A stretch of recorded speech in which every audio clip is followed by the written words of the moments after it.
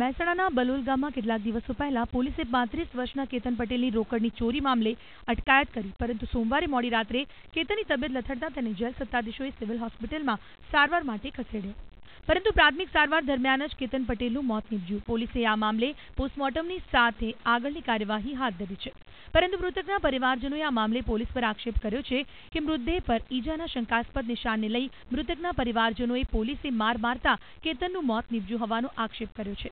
આ સાથે જ પોલીસે અન્ય કેટલાક શખ્સો સાથે મળી કેતનને બંધક બનાવ્યો હોવાનો પણ આક્ષેપ કર્યો છે.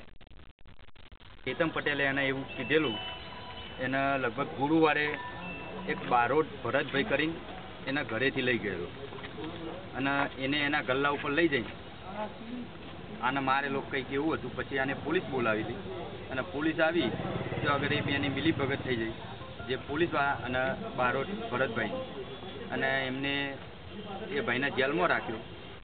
તો બીજી તરફ પાટીદાર યુવાનના શંકાસ્પદ મોતને પગલે પાટીદાર સમાજમાં આક્રોશ જોવા મળી રહ્યો છે. પાટીદાર સમાજના લોકોએ પોલીસ સ્ટેશનનો ઘેરાવ કરી વિરોધ નોંધાવ્યો. સાથે જ એસપીજી અધ્યક્ષ લાલજી પટેલે જવાબદારો સામે પગલાં લેવા માંગ કરી છે. લાગી રહ્યું છે કે શનિવાર સુધીમાં આ લોકોને કેતનભાઈને ઢોર માર મારવામાં આવ્યો છે અને સોમવારથી અહીંયા સબ જેલની અંદર હાજર કરવામાં આવ્યા હતા અને આજે સવારે વહેલા 3 વાગે પરિવારને જાણ કરવામાં આવી કે ભાઈનું ડેથ થઈ ગયું છે જેલની અંદર.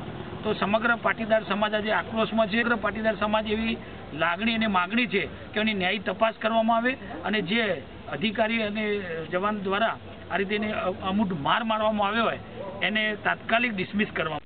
વિવાદ સર્જાયા બાદ જિલ્લા પોલીસ વડાએ કસ્ટોડિયલ डेथની 3 રીતે તપાસના आदेश આપ્યા. इसमें 3 तरह की इंक्वायरी होगी.